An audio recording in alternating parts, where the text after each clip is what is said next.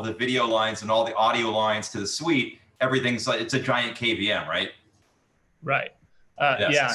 So we have, we've been working on this, like I said, for 3 years. We actually started testing this at an MLB game. And then we tested it again in April or May. And then just a couple weeks ago, we did a full live demonstration of this. And we're now starting to work with clients building out many of these control rooms. But one of the reasons why it really shines is, and why I'm showing you an empty room with some tables and chairs, is how simple it is to build this room. So a full production, room can be in the millions to several millions of dollars. And this room, and again, this isn't something that we would necessarily build out, even just a client can build out on their own, cost about $30,000. So you can see in our demonstration, we literally have plastic tables there, just foldable tables. And all you do is you need to add a place to put some router control and multi-viewer control, or intercom control.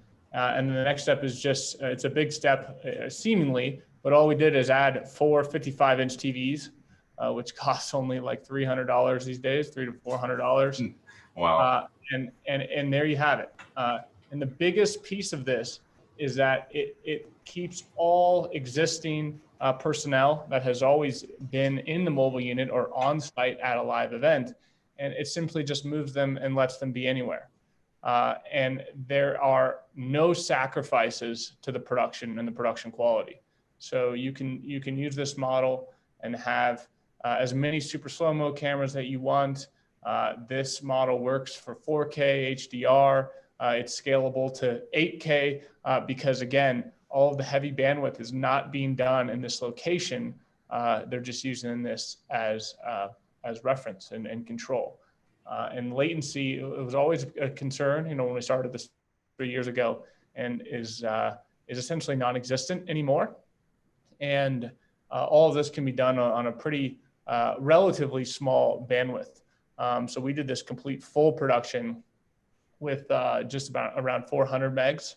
And so it's pretty scalable. Some of this stuff can even be done over public internet if you wanted to. And there you have it. So I won't, we also have the whole demo online. I won't bore you guys with the whole MLB game demonstration here, but I'll show you just a couple, maybe minute or half minute out of order that you would of this production. Do, but I'll pause it just want to see as I'll pause it for a second here and just show you what we're looking at. This was program that we sent out, and this was again a demonstration. It wasn't broadcast anywhere, but really this page. And in this room that you saw a picture of is first off is the director there, Ken Miller, who's the GM of Altitude Sports, playing director for the day, as he has in a past career.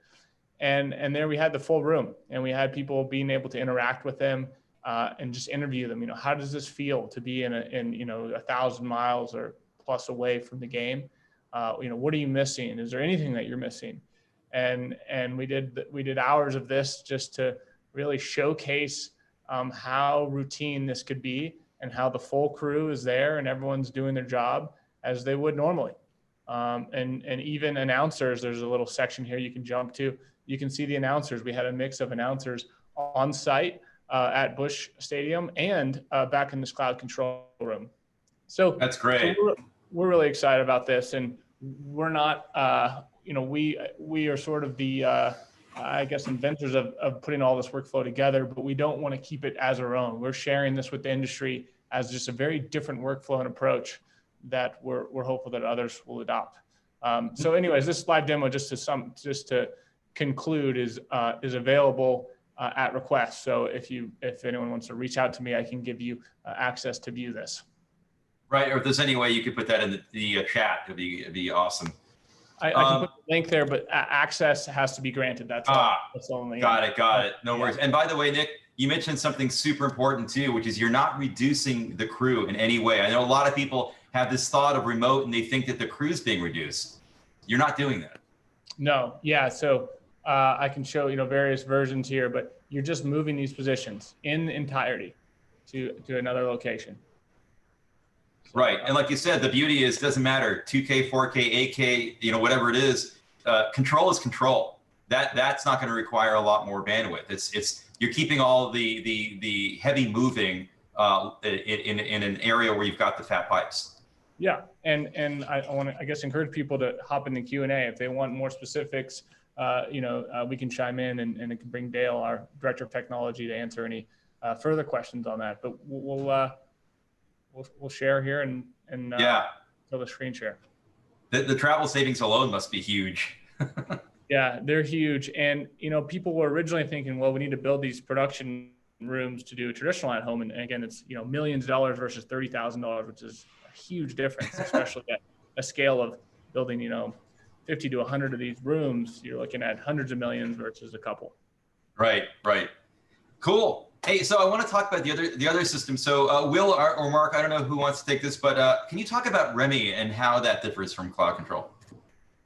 Yeah, I'll actually hand over to Will. We'll do it in two parts, but echoing what Nick has said, obviously, like MobileTV Group, we have also been working on this technology and purchased actually the Pac-12 workflow 4 years ago, which was one of the first networks to actually use a REMI workflow.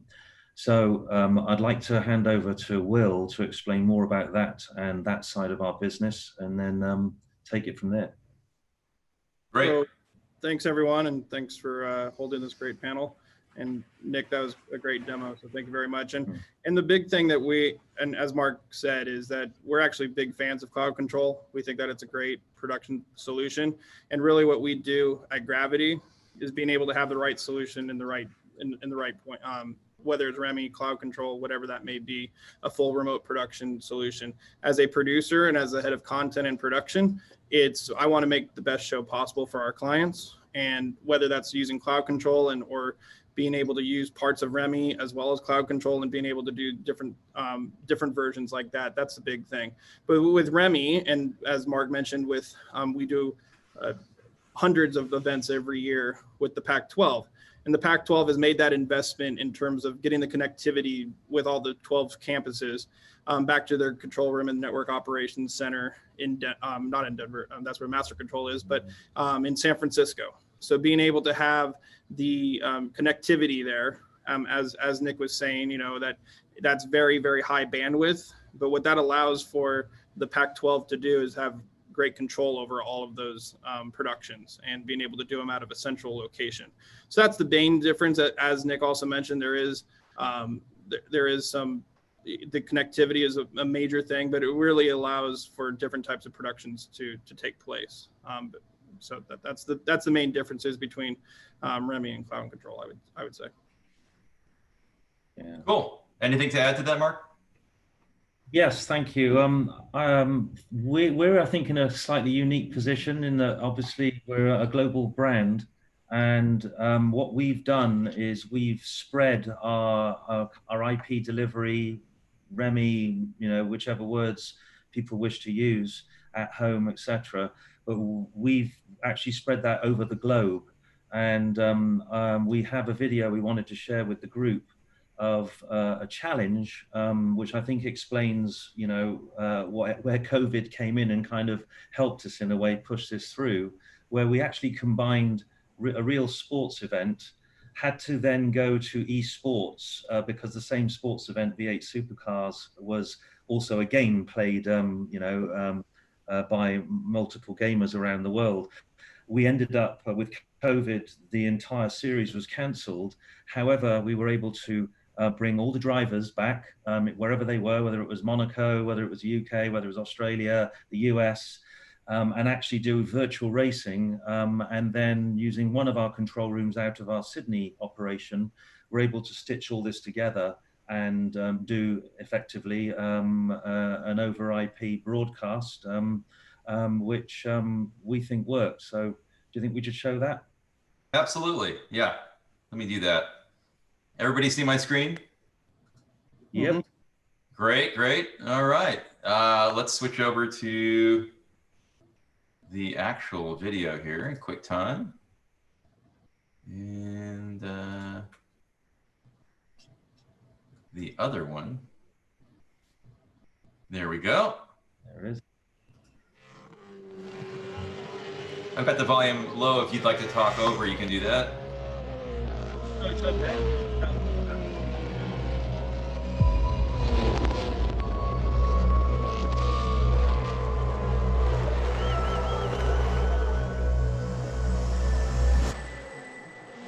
Three, two, one.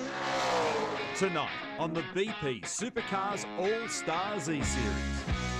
What a lineup. Back in the supercar saddle. Good evening, everyone. Guess what? It's time to go racing.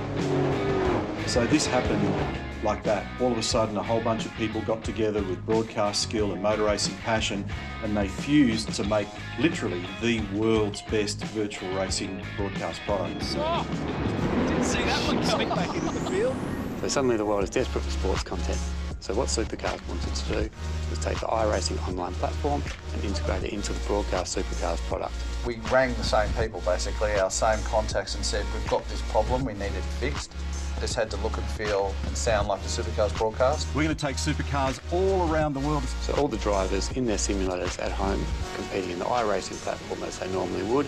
Supercars then want to bring this into the broadcast environment and tie that in with Gold Coast Judiciary, commentators in Melbourne, and our hosts in the Sydney studios. What are your thoughts on that one, Beardo? Yeah, this is great racing. Really looking forward to this. All being able to talk to each other all at the same time.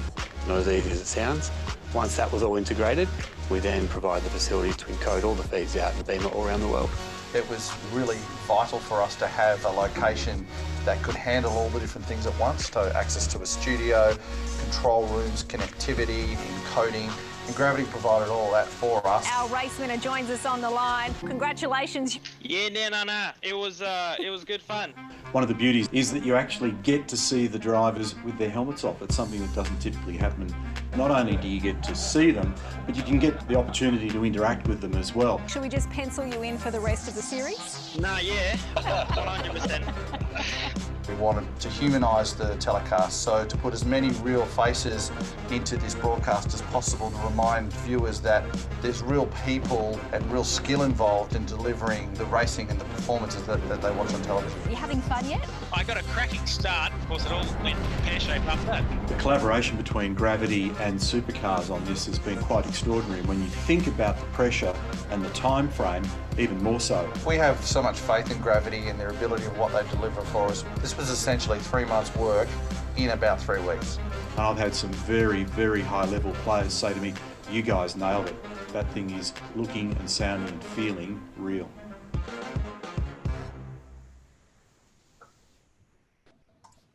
Wow, very cool, guys. Congrats. Yeah, thanks. So the only idea of this is to show a working model, which is, not dissimilar to obviously what MobileTV Group are doing. That, both companies, if I can speak on behalf of all of us, are not sitting on our hands and realize that the solutions are needed, and they are there and they are working. Yeah, and there's a lot of content you can create out there that isn't directly on a specific live event. There's so many more possibilities available, which is great. And by the way, the drivers look a lot younger with their helmets off, don't they? Yeah. Lando's a young guy. Yeah. So now I'm just checking with the other guys on the Cardinals Brewers game. Do you have anything you wanted to kind of talk about that? Actually, I saw in the Q&A someone asked, since the operators are in a single room, why wouldn't they just be in the truck at the event? And the answer to that is they don't have to be in the same room. Part one of that. But part two is the event might be in another city across the country. And so getting on a plane, COVID-wise, was not particularly interesting to our clients, but also in the volume and number of events that we do, it's just over 4,000 live events in a normal year. The cost of travel and all that can become quite expensive. So that's the sort of the twofold appeal of cloud control, is the savings, the cost savings of traveling, but also the fact that you could separate. And then I did want to add, the way that we envision, and I think we've heard from our clients, that cloud control will be introduced in a regional sports side where there's a home broadcast and away broadcast, that the home broadcast would continue as is. So they would be in the mobile unit because, basically, to answer your question, you're absolutely right. They say, why not? We want to be at the event. The producer director want to have that team relationship. And frankly, sometimes the teams in the leagues require it. So there's no reason to change that workflow at this point, but it's that other broadcast, the secondary broadcast, which is the other side. And I was even I actually might reshare my screen to even further answer this question and dive into more. You guys see my screen? Yep. So in regional sports, and this is just one example of the use of cloud control, the home show unit there, everyone is in the mobile unit, socially distanced and happy. And then it's the secondary unit. It might be interesting to the viewers to know who is on site. And we do recommend that the switcher, the TD operator, and the A1 be on site for lots of different reasons. One of them being that if this entire room, for whatever reason, lost complete connectivity, the on-air program and video would be completely unaffected because they're just cloud controlling into this unit, into the systems here. And so the show would be unaffected, although the producer and director might be freaking out a little bit. The show would go on until connection was reestablished. And so this is the other side of it. So I was showing you pictures of this room over here on the left, and they are connecting to the on-site unit and systems where the TD and A1 would be. And then Dale might actually chime in here with some of the connectivity of what this, I like to say, oh, here it's the cloud, it's magical and it happens. But Dale maybe would chime in with some of the details on that. Yeah, and actually one thing I was just going to add to, just because, safety is sort of the topic of the day, is by having the visitor side of the production remoted into a cloud control room, no matter where it is, it allows the home side, which is still on site, to spread out a little bit more throughout the truck or throughout the A unit and the BMU at the same time if they so choose. So it allows social distancing to kind of happen a little bit easier. Also, it might not have been obvious, but in the pictures that Nick was showing earlier, that cloud control room is actually socially distanced. Each of those positions is at least 6 feet away from another. The perspective kind of makes that hard to see, but that is something that is very important right now. So something I want to address. The connectivity, it's very important to us that it is as easy as possible. So essentially what we're doing is we're just extending our VLANs from the production unit that is on site, the home unit, to the cloud control room. Just a simple network trunk, same as you would do if something were on site and you were going from switch to switch. There's a number of different ways to do that depending on the connectivity at the arena. This is kind of a pro sports model that we're demonstrating right here, so it makes it really simple. But there's other ways to do it with hardware appliances via layer 2 tunneling or MPLS or various different methods that we think by extending the VLANs allows any level of operator on the remote side to easily and quickly set up a cloud controller. Very cool. Very cool. While we're talking about that, do you guys want to talk a little bit about RP210, IP, ISO 4 and 5? Just kind of talk about the baseline for definitions and why you switched from IP MUs 2 years ago. Well, one of the nice things along those lines about the way cloud control works, and I think Nick touched on this briefly in regards to 4K, 8K, HDR, things like that. But it also allows us to use any mobile unit that's either using, it's weird to say, but an older baseband model or a newer IP model.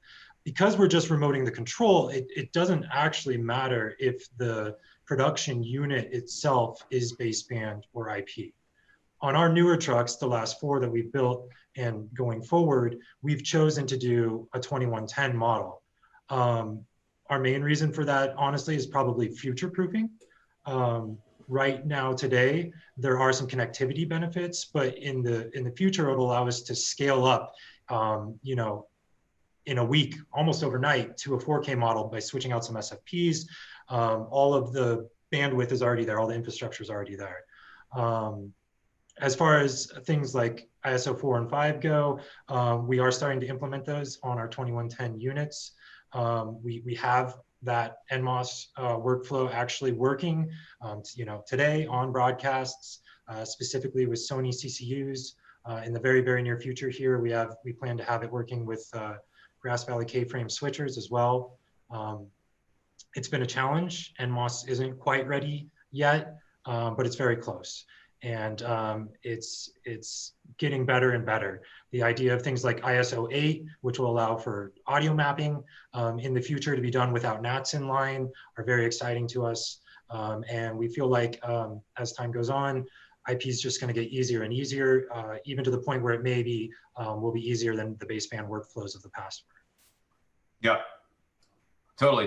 Hey, do you guys want to talk about comms? I know that in certain parts of our industry, that area is getting much more mature, especially in the age of COVID, where I know on the dramatic television side, we can no longer walk up, put our arms on the gaffer's shoulder and say, hey, by the way.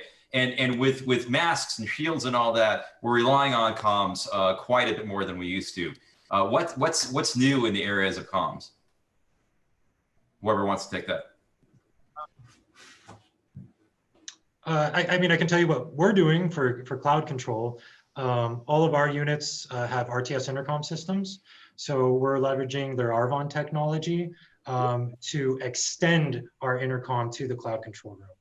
And the idea, what's important to us, in the past, remote workflows have generally trunked Arvon cards together, which creates a sort of party line, which is good. But what we prefer to do is to use Arvon capable key panels in the cloud control room, which gives the operator full intercom functionality. It is as if you're sitting in the truck. You can point to point, you can IFB, you can do anything that a normal RTS intercom key panel could do in a truck, because it is a normal RTS intercom key panel just extended with their Arvon technology. And just something to add on the non-tangible side of that, it's really important when we introduce these technologies to our client that we're not just solving the technical problem, but we're also accommodating just the workflow. We have to be so, as a tech company, we have to be so respectful of the workflow of just because, we can fix things with technology and just shove all these different pieces of gear to fix things. We have to be so mindful of the workflow. And that's why this intercom solution is kind of important. Is it just like, it is their exact identical workflow. But to add on to that, the other funny things in our demo, the director wanted on the side, just had a Zoom call like we're doing now with the TD. And it's for little things that when he's talking to him and he's not answering, he wants to look over and say, why is he not answering? And say, he ran for a bathroom break. And just those like really subtle cues that are so important in the workflow of making live events as they always have. Yeah, and like, I don't want to oversimplify it, but to oversimplify it, if they don't like it, they won't use it. So by giving them what they're already used to, we're kind of helping them adapt to what we think is the future. Absolutely. And Mark and Will, do you have anything to add on that? Anything new on your end? Yeah, the Arvon technology is very, very cool. I mean, especially when you're in a truck that's on site and graphics may be back here at our studios in Los Angeles or at other locations, and really being able to interconnect the different types of comm panels. It honestly, and being able, like, we recently did a show for one of our clients, Bare Knuckle Fighting Championship, where we had graphics and some tape and editing back here in Los Angeles, while myself, who was producing the show, the director, and the A1 and the TD were on site in Mississippi where the show was. And what it allowed us to do is being able to have A-list, because of the budget of the show, we couldn't travel as many people as we may have wanted to. And what that would have caused is, finding a local operator in Mississippi who may not have known the sport before. And we were really able to bring in a A-list guy here in Los Angeles to be able to operate that machine and operate graphics for that, and as well as some of those other positions. And honestly, with some of the technology with comms and as well as the low latency being able to, it's as if the guy was in the B unit, 30 feet away, much less 3,000 miles away. So it really enabled us, and some of the cool technology that's out there, mentioning comms, Arvon, as I've already mentioned, is very, very, very cool. But beforehand, as well as with RF and with, it would have taken with some of the executives and with some of the people that may be on site, or some of the clients that may be asking for an RF base pack. Well, we would have had to have extra kit for that. Now it's as simple as installing an application on their phone, and they can plug in their AirPods and they can listen into the production just as the rest of all of us. We could be, Mark and I could be at home monitoring a game that's on the air, just by using cool applications like UnityCom and different applications like that. Right. So no one. Oh, go ahead. Sorry. Yeah. Just off the back of that, the video we showed you earlier on, one of the interesting things, which, because it was just, there's a lot of information squeezed into it, particularly on comm, we had 26 drivers on that race, and not one of them lived anywhere close to the control room. We're talking London, Monaco, in case of Lando Norris, who's an Australian driver but lives there, Max Verstappen, all these guys are known to F1 people. But basically, comm, as a company, a global company, we're not, the US, of course, is RTS centric. Arvon is the solution. We had to integrate ClearComm, Riedel, and RTS within a kind of global network with comm panels, and frankly, it was extremely successful. And one of the nice things that explains that that shows and proves that this stuff is working is race car driving is a really quick sport. I mean, stuff flies back and forth on your screen. So we didn't really experience any lag issues when, honestly, some of those drivers were 15,000 miles away, on a live broadcast. So proof of the pudding. Yeah. And it's no longer do you issue bespoke, ClearComm headsets and packs that you have to integrate cell phones and all apps on cell phones, et cetera, right?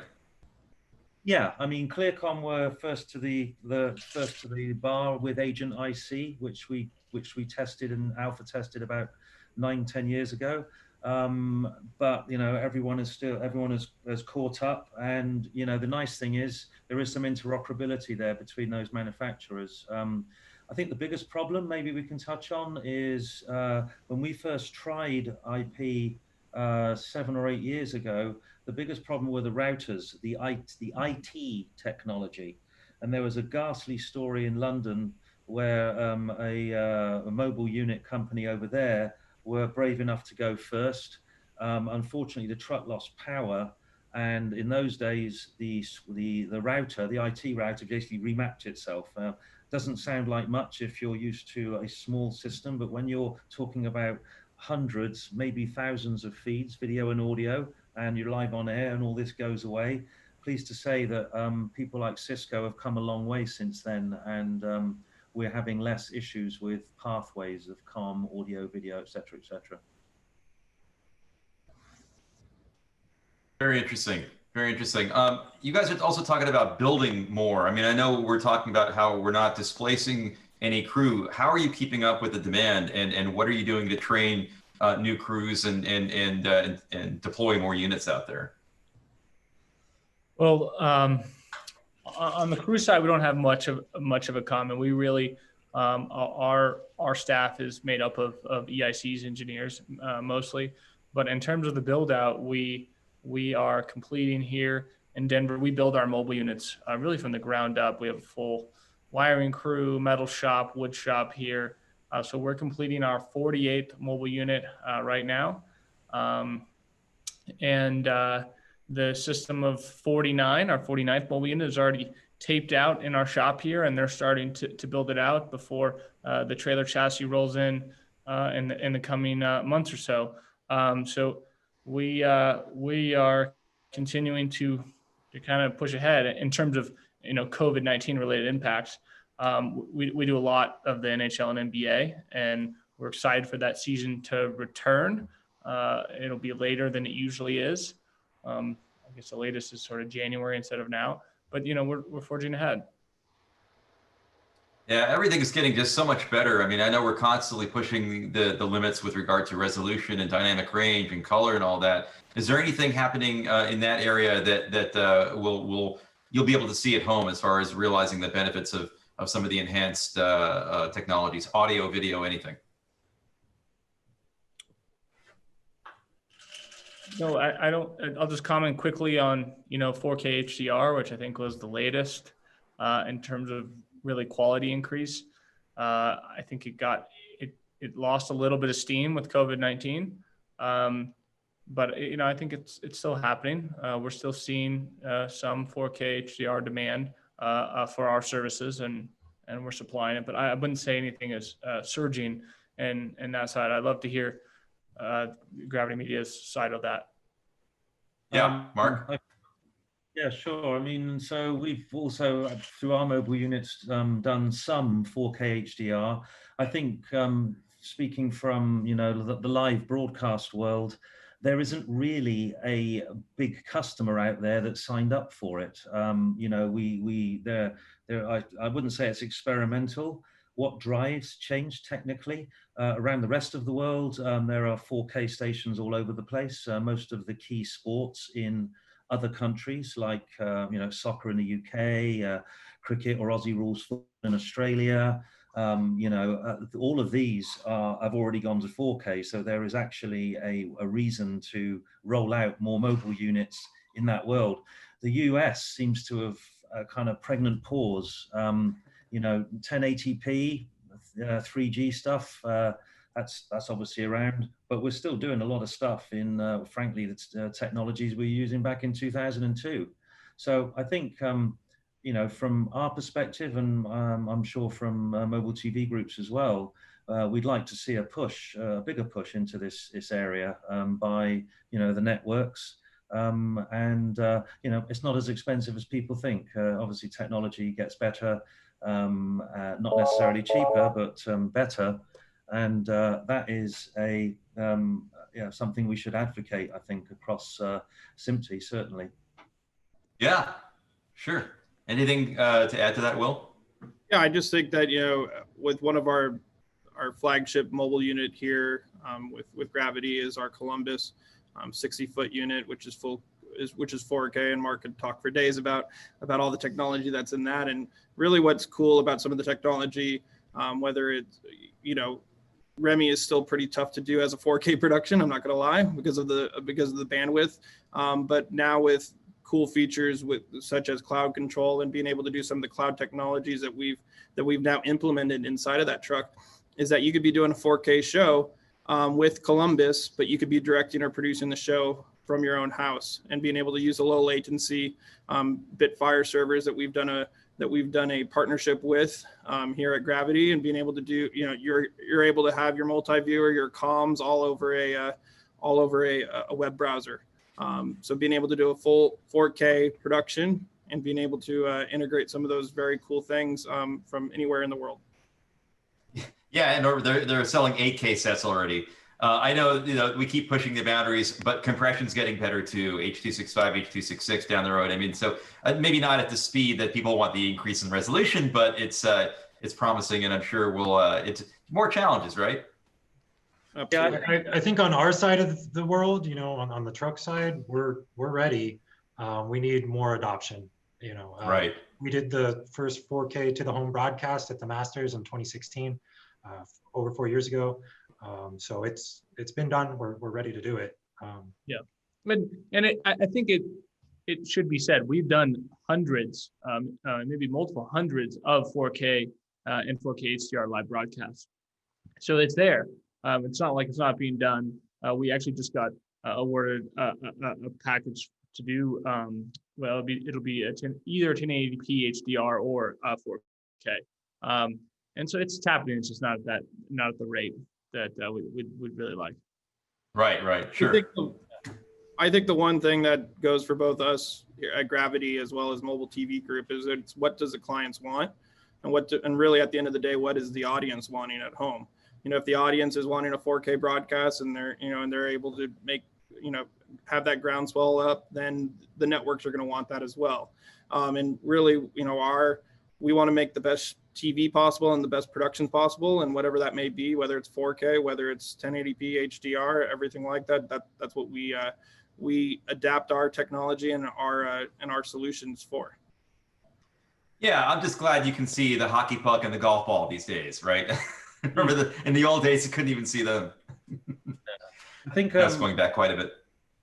Yeah, Mark. So we should also look at the fact that in the US we're really spoiled with connectivity. You know, I mean, the amount of bandwidth we can get to the house, our own homes, is pretty enviable. One of the challenges in the larger picture of rolling out IP-based workflows is what other countries have available. So I think in an interesting way, the technology is there, certainly in the US, transporting that data over IP is more than possible. But the one thing that's going to hold it back in other parts of the world are archaic telecommunication systems that have not been invested in. So that's and then you know, yeah, and then you've got 5G, Wi-Fi 6, so many new technologies coming too. Something's playing. Hold on one sec. Sorry about that. Talk about technology. Somebody called me and triggered a video to play. Sorry, go ahead. No, Nick. just I think to piggyback on that, to be clear, we don't public internet connectivity for live production is possible. We've done it and we've shown it, but in the near term, we're still working on extremely highly valuable content and productions, and it's been, you know, our approach with our clients, we want to do, of course, anything that they want and need, but we really see it as, you know, a partnership on any live production, and we haven't necessarily suggested, and nor has anyone really accepted to do a pro level event over public internet. I think it'll happen, and then there are also, of course, parts of the production that might be over public internet, but we recommend, and again, we have it pretty readily available in the U.S., even just to offices or pro venues, or even, you know, any live events location will typically have private lines, private Ethernet, private connection, and we think that is the route for professional production at this moment, even though many of it, you know, can be done on the public internet. Yeah, last mile, first mile. Yeah, it's not always about the bandwidth requirement. It's about the threshold of the latency. You know, with public internet, you can be laser quick one moment, and the next moment it can take a different path and take longer. So it's that consistency, and that's so important. Yeah, it's one thing SohoNet's done through the years, and on my side of the business is offer that stability. You know, I've got. Is there anything, Mark? Yeah, just an interesting thing on this. So we did a sort of gambling-based American football run of shows about 1.5 years ago, and to give you an idea of latency, and so this is public internet versus your typical network setup. So part of that job or part of that show involved people having an app on their phone, watching it at home, and then putting some money down on, or in this case, because they couldn't gamble, they won points on what play the coach was going to do. So they had an option of 3 plays. Now, of course, once you've got less than 40 seconds, once the clock is running for the coach to make his play, NFL rules. So we ran tests through, this originally was planned to go over normal networks. The delay was, and I won't name the network for save the blushes, but the delay was about 1 minute and 22 seconds, I seem to recall. When we did it over dirty internet, including the actual transmission, we were at less than 40 milliseconds, which is kind of interesting. And we did that for 3 weeks for that show. So, but I just thought for the group, it would be interesting to see that comparison, that this is one example where certainly IP has come along in leaps and bounds. 40 milliseconds. Absolutely. There's amazing acceleration technology out there. I just think there's not, as of yet, a lot of appetite at the MLB, NBA, NHL level to put all of their eggs in the public internet basket, which is understandably, yeah, I absolutely. agree completely. Yeah. Okay. Looking at the Q&A, Brian, do we have any questions or anything you'd like to impart on us? I got to get you out there, Brian. Well, I just, to go back to Mark's last comment, could you define dirty internet? And I don't mean that with the pun intended. What does that mean in terms of bandwidth? And what, is that, what did you mean exactly? So effectively, we're talking about using public internet access. So the spigot into your house, that kind of, as opposed to a private network, which Dale and Nick have alluded to. Effectively just using what everyone else uses, whether you're streaming into your home, that same transport path. Public domain, right. Okay. Yeah, and there's varying degrees of what is considered public internet, because you can build a VPN over the public internet and things like that that make the pathing like a little bit better, but there's also ways to have actual managed direct connection networks that take away any guesswork when it comes to what sort of routing's happening. Yeah, Sure. I want to talk to some of the earlier examples and use cases, but what's been, say, Dale, I'll throw this towards you. What's been your most exciting project you've engineered to date, with the current technologies coming forward? What's been something that really got you excited and jazzed up about, pushing the boundaries? Oh, I get excited pretty easily when it comes to new television technology. I think for me personally, maybe the biggest feather in my cap, or the one that I felt the best about, was we did the first 4K HDR broadcast that actually went to the home. It was a Las Vegas Golden Knights hockey game. We were Emmy nominated for it. And the work and the planning that went into that, and having it go successfully, and even just kind of poking around on forums online and seeing how excited viewers at home were to actually be able to watch a true HDR sporting event. That I think was probably the one that excited me the most. Very cool. Is that actually broadcast at 60 frames per second in HDR, or Yep. What was the frame rate? 5994. Nick, can I throw the same question towards you? I see you got a couple of glass of words on your shelf behind you. What have you been excited about? I think it's cloud control, which we're doing right now, and the reason is I think it's just the beginning. When you look at a live event, I simplify it into really three buckets, or I should 3 parts. You have cameras, lenses, the capturing systems. Then, the next step is all of the hardware and servers, which there is a lot of. When you think of a storage or replay, the switcher systems and routing and all. We build rooms, and so we build a huge, loud, spaces. And then the third part is the screen and the controllers, right, with the operator's touch. And we've separated the controllers and the screens to any location, as I've kind of shown you, and what I think is being adopted. But what that unlocks, I think, is the most exciting part, is now that we have users and these really lightweight systems that can be anywhere, the next step is really to dream about where and how you can find more efficiencies and build in more technology around where the hardware systems live. Whether they're best suited in hybrid locations, in the mobile unit, in the private cloud, in the public cloud.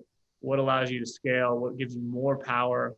What gives our clients more capabilities than they've had before within the same budget? And that's really where you can really start to have some fun. So I think it's the most exciting, because the future, it unlocks so many future opportunities and technologies. Sure. Excellent. Great. Mark, how about to you? Throwing it to you. Let's get Mark's opinion on the matter. Oh, you're muted. I knew I was going to do that eventually. Yeah, I think, really, I echo Nick.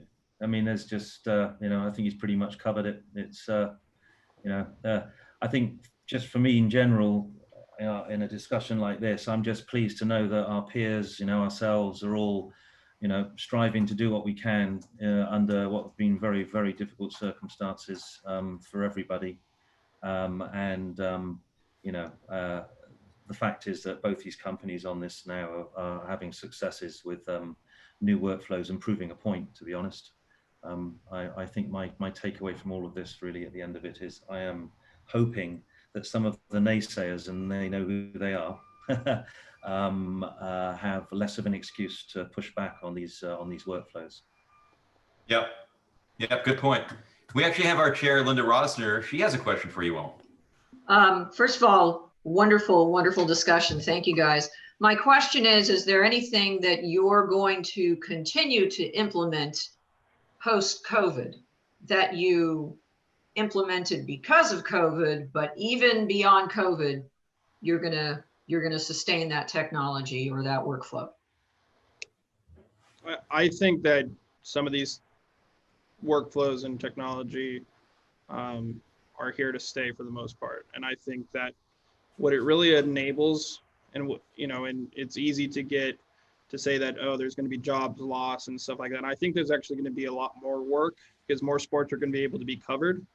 The typical 10 years ago, a volleyball match, would not have been covered in the same way that it's covered now.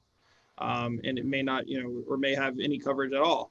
And now, because of some of these technologies, whether it's REMI, whether it's cloud control, what you name it, it's enabling for more events to be covered and for more, and for just there more to be more production.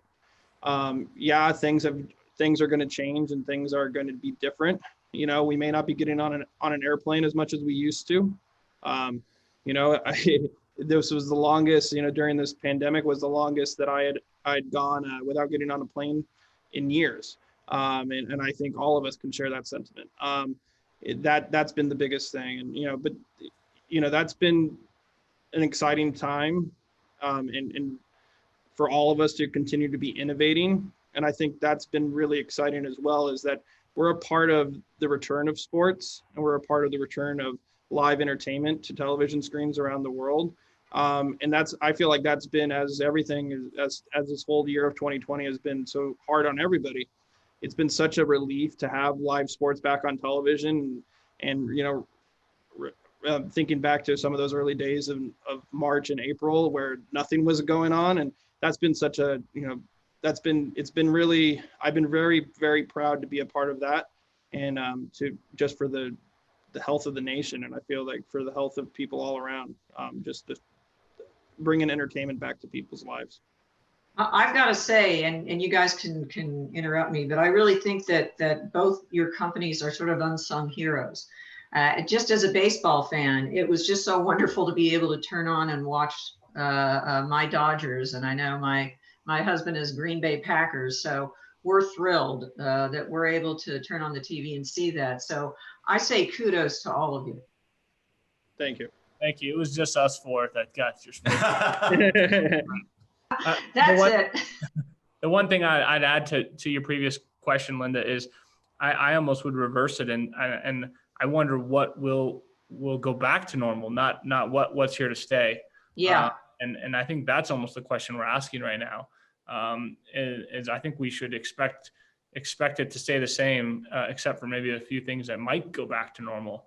But we'll see. It's hard to know. Absolutely. I've got a question here from Courtney Goodwin. And Courtney asks, are you still using camera operators at the venue, or have you used PTZ setups with cloud control? And what is the minimum latency for operators like EVS and TD to operate remotely?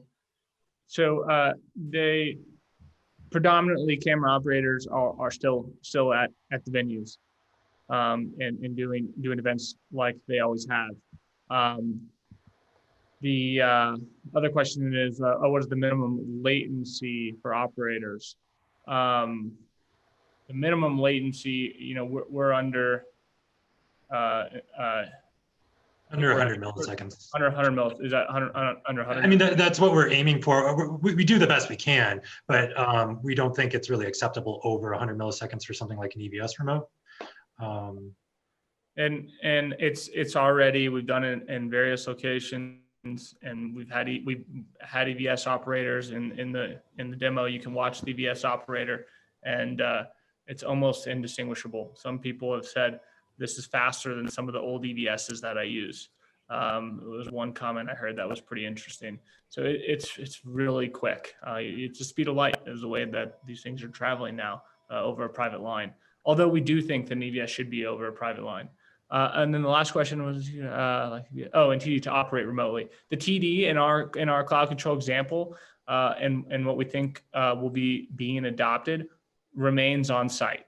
Although we have remoted the whole TD switcher or the TD panel from the switcher hardware itself that remain on site, and it is sizzling fast. And just to add on to what Nick said, he mentioned it earlier. The main reason why we keep the TD on site is as a backup to the backup, just in case somehow, the private network did go down. The TD can take over a directing role and keep the game going for the minute or so that it takes to reestablish connectivity to the remote center. So that's extremely important to us to have that backup. As far as camera operators go, in almost every instance that I'm aware of, it's all the same camera operators as before. I have heard of a few examples where just because of social distancing, maybe a camera operator position gets moved away from a dugout or perhaps replaced with a robotic camera. And at that point, they just train the camera operator to operate a robo instead of a hard camera. If I can jump on the back of that, Dale, from our entertainment side, we have had to deploy robos, and you mentioned right there at your last comment, training the cameraman. That's exactly what we've done. And if anything, that's a really good example of where, people, because of COVID, are learning new skill sets, which we're, happy to help with. That's awesome. Well, guys, we're right at 1 o'clock. It's perfect. We're right at an hour. I know that was our target. So I just want to really thank you guys for being with us today. Thanks for attending SMPTE Presents, everyone. Ask an Innovator. Dale, Nick, Mark, Will, Linda, Ryan. We got Marty Meyer and Mark Cholis also in the wings. Thank you so much. This was really, really interesting. And next week, join Kylie and Jet Galindo. She's a master engineer at the bakery for Ask a Hollywood Expert. Don't forget, we also have the SMPTE Fall Conference, Game On 2020, an immersive experience. That's November 10th through the 12th. And again, thank you to our sponsors. Once again, from all of us here at SMPTE, thanks for attending. Thanks, Greg. Thanks for having us. Thanks, everybody. Good to see you guys. Thanks, Take care.